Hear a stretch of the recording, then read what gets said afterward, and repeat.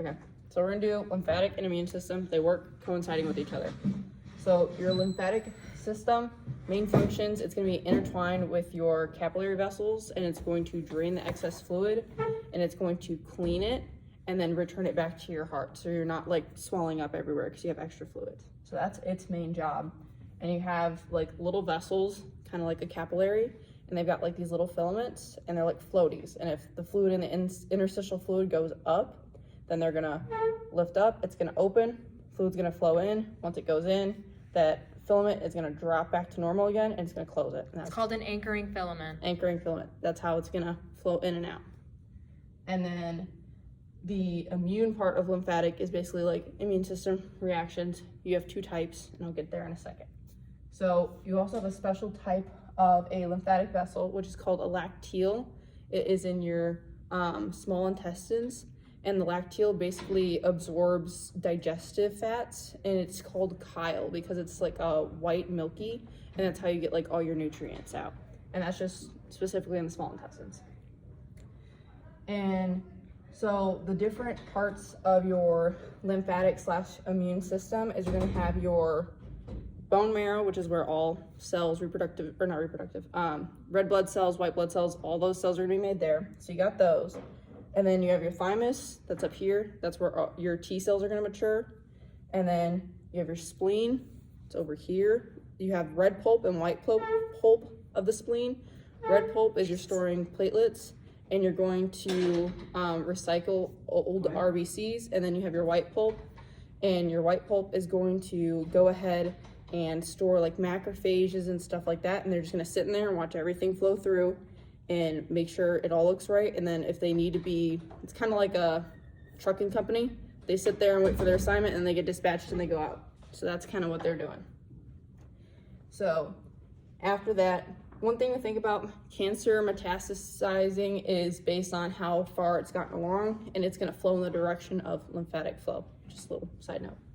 Okay, so lymph nodes are pretty much everywhere throughout your body, and lymph nodes are kind of like a kidney bean shape.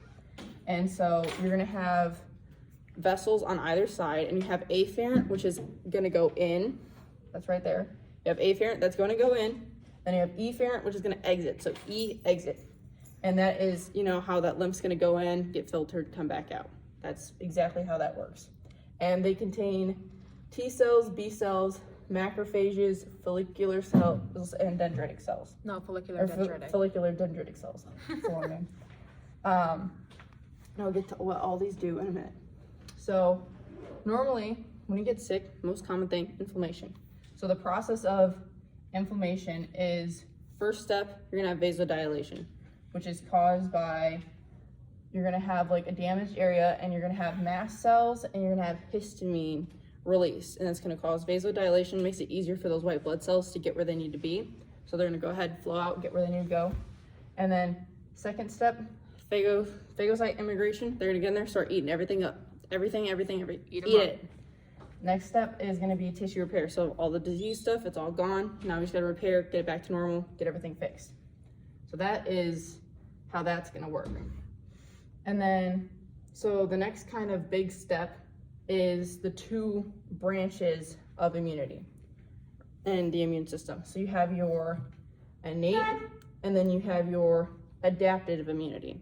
Innate is like the simple stuff. So you've got your skin, you've got mucous membranes, you've got your sweat. It's your general immunity. Yeah, general immunity. It's like basic barriers.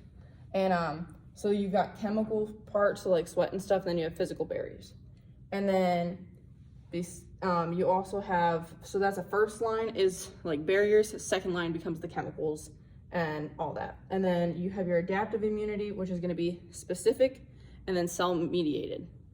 So, or you have cell mediated and then antibody mediated, sorry. So antibody mediated is antibodies, cell mediated, cells. So cell mediated immunity is done by T cells, and it's cells attacking cells. So basically a T cell, their job is to sound the alarm for other people. So something comes in, I don't know, strep throat. It binds to it. It's like, all right, we got a problem here. This doesn't belong. And because it can bind on the MHC, it's gonna bind to it. It's gonna recognize it and it's gonna release cytokines, which is gonna tell everyone, hey, we have an invader. Keep the fuck away. Keep out. It's gonna tell your B cells start producing all these antibodies, and it can activate your cytotoxic T cells to go kill that specific cell if needed. So that's its job. This works really well against like fungi, parasites, viruses, some cancers sometimes.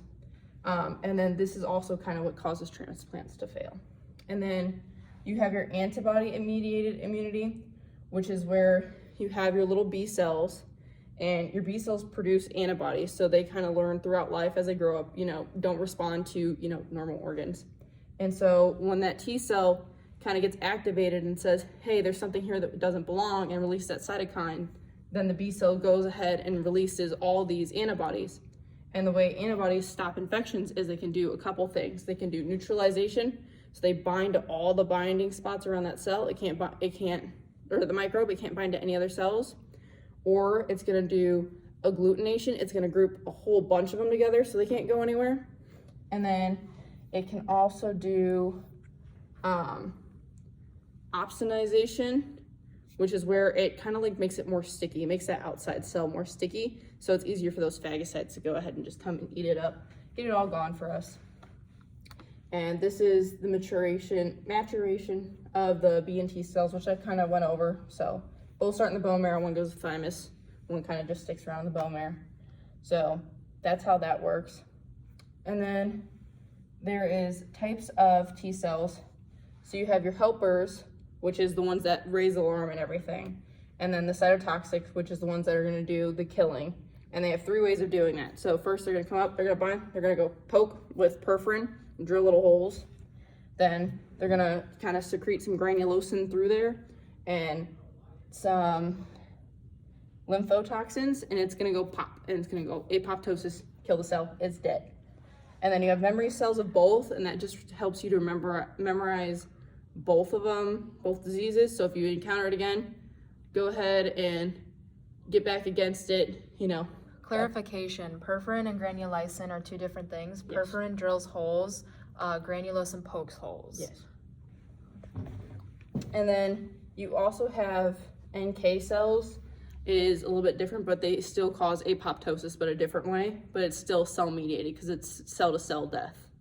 Those guys are a little bit more hardcore. And then That's the eating cycle. so you have macrophages, mainly macrophages. Mainly, yeah. What they're gonna do is when they eat something, so at first they're gonna come up to it, they're gonna stick on, they're gonna adhere to it, they're gonna go ahead and come on in, and they're gonna ingest it. Once they get it in there, then they're gonna digest it, break it apart. With lysozyme. Yeah, with lysozymes, and then death to the microbe. It's dead.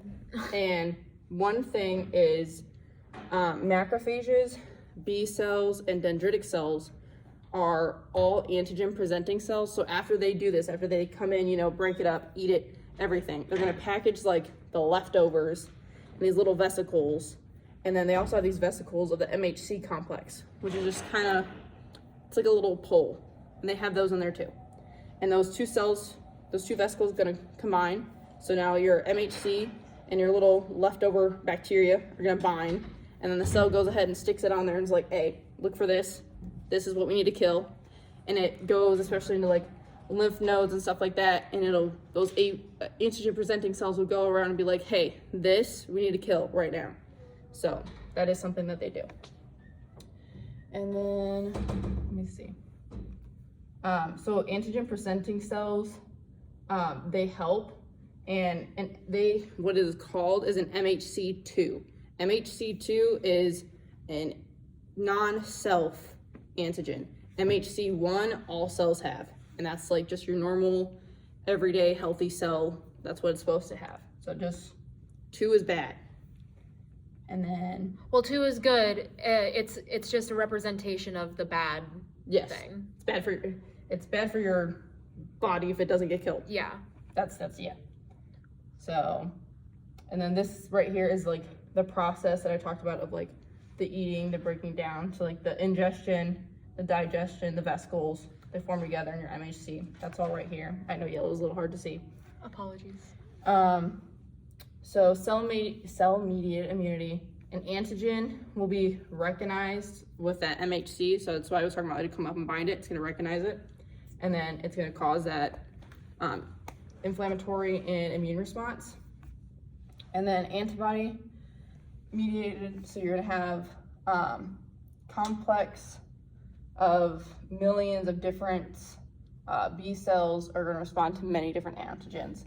And then antibodies are going to be proteins that are response due to an antigen in the body, so like an infection. They're going to be produced due to that.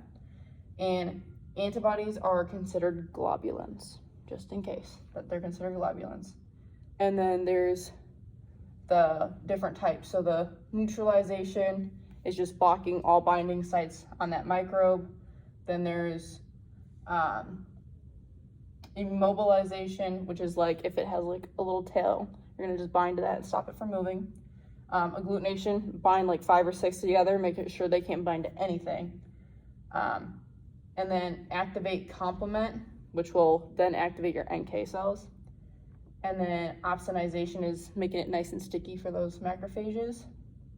And the complement and all of this is very helpful in early immunity, because your body kind of learns how to remember everything and how to respond very fast. So I think We should probably talk about how T cells are made. T cells are, Or T cell activation, I mean. T cells are activated when they come up to something, and they're going to, if they have the right receptor, they're going to bind to it, and that's when they'll realize this is non-self. Once they bind to it, then they release cytokines, which is like an alarm / dinner bell for macrophages and everyone else, and that's going to just tell everyone to start doing your roles. So macrophages come eat, B cells release antibodies. All right, and then another clarification, innate resistance, there's 2 lines, but the first one has 2 steps to it. So the first line is the physical line, and then the chemical line is also a first line thing. But then your second line is antimicrobial substances, stuff like interferons, the complement system, iron binding, NK cells, AMPs, phagocytes. So that's all what like the antibody mediated immunity is. So that's basically, yeah, I think that's it. That's it for lymphatic. That's it for lymphatic. Definitely easier than hemodynamics. Apologies that video was so long, but If you don't understand it, crash course in Susanna Hines. That's all I'm gonna say. This is very confusing. it's, yeah, no, it sucks. It sucks ass. All right, well. Yep. Hope it's shorter.